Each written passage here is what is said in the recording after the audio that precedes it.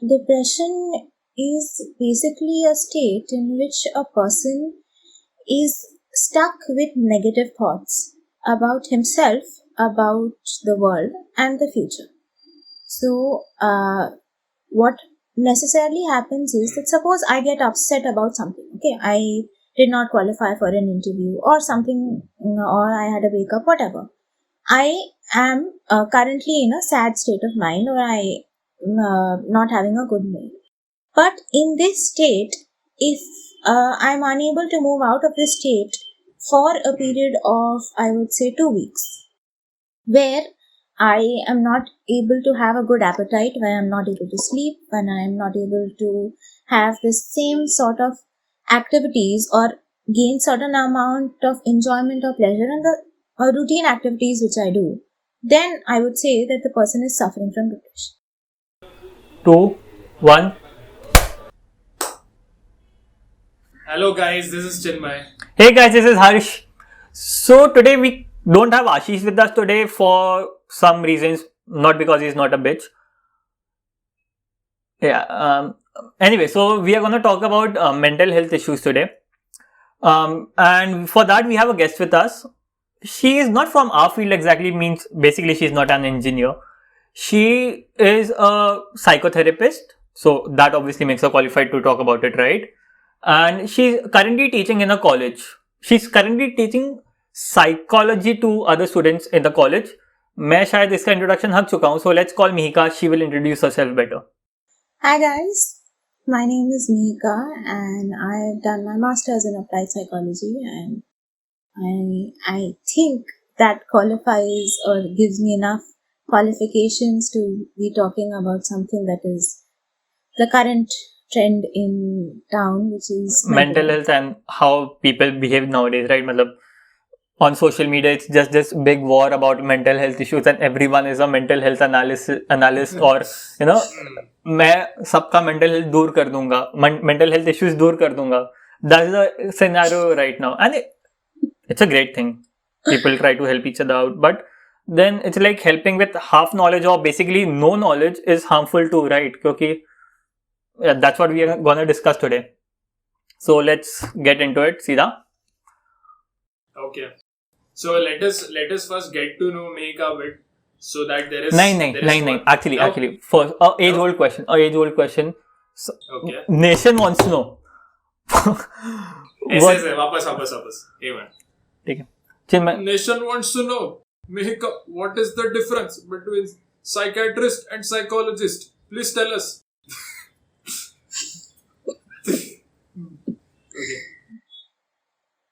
Okay. So, the most, I would say, basic difference between psychotherapist and psychologist, or psychotherapist and psychiatrist, is that a psychiatrist is a person who has done an MBBS or who has an MD and is qualified to give you medicines for your problems. Okay? A psychologist is somebody who will be able to diagnose your problems but is not qualified enough to give you medicines, because we have not studied the biochemical interactions or understanding of the medicines. So that is what a psychiatrist does. But a person who has had a background of psychology or who understands personality development is going to be more of a psychologist who will help you deal with the issue, and perhaps if you need medicines, then you go to a person can have like just one problem and still have the need to go to both a psychologist and a psychiatrist. Yes, depending on whether the problem actually requires certain amount of drugs that you can take to reduce that problem. Okay. So there is this, what do you say, the hot topic, as in something that everyone wants to know and everyone seems to also be giving their opinions about. Like every other post I see, there are tons of videos about how to 10 ways to deal with depression, 10 ways to deal with depression in quarantine, and all of those are pretty abstract. Some of them are like, listen, pay attention to the workout thing. So these are, when you look at it from a less informed point of view. Like I don't know about it as much because I don't think I have been ever diagnosed with any mental health issue, right? So like something so abstract like listen to them, that does not make sense to me. So like what would you say from like your informed perspective depression exactly is? See, depression is basically a state in which a person is stuck with negative thoughts about himself, about the world, and the future.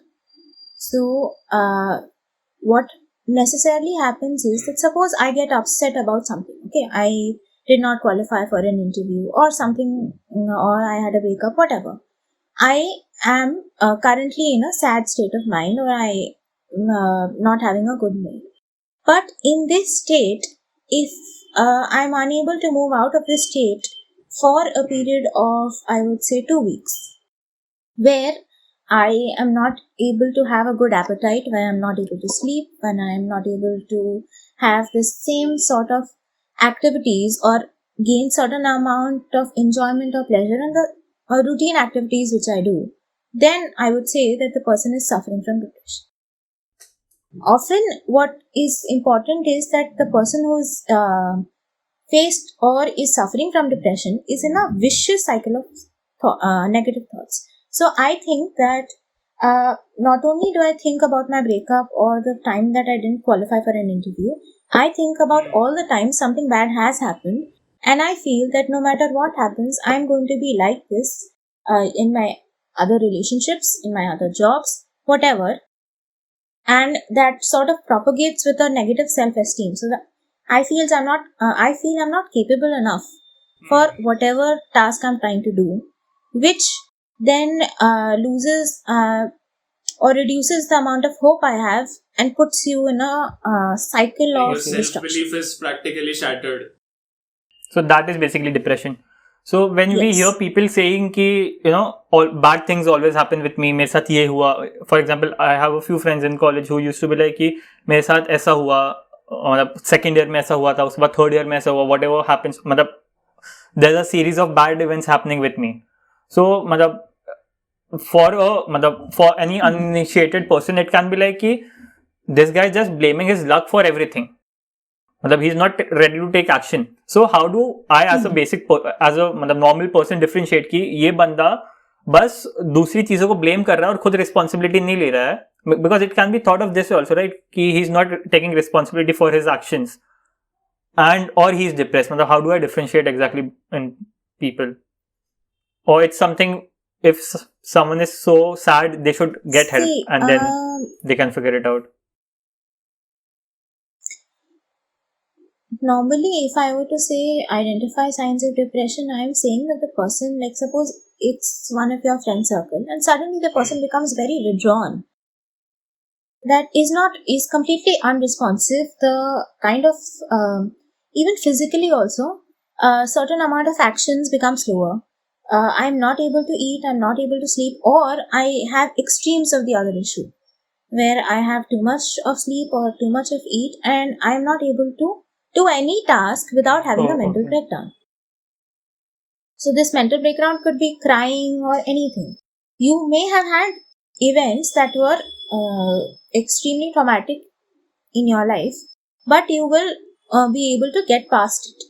So the rejection after a breakup or rejection after an interview, 2 days later you will get out of it. The moment you are not able to get out of it for a certain amount of time, then you may be diagnosed as depression. But of course, there are so many other factors that we'll take into being before somebody is diagnosed. So basically, when you're not able to get over something, you should get help and then get whatever it is, the doctor will help you out. Yes, get help if it's a very serious issue, or naturally just sort of reach out to your friends. The problem is when I'm saying reaching out to your friends, it is important that each of us has that one person who I think I can share information with and will provide me the exact emotional support that I need in dealing with the problem. So when I'm saying emotional support, I'm not saying that the person has to curse the interviewer or the organization who did not give me a job, but has to be patiently listening to me and just listening. Sometimes not offering advice. Most of the time when I'm trying to vent to somebody else, most people don't know how to respond, so they try to give me advice. Okay, you do this. Okay, you do that.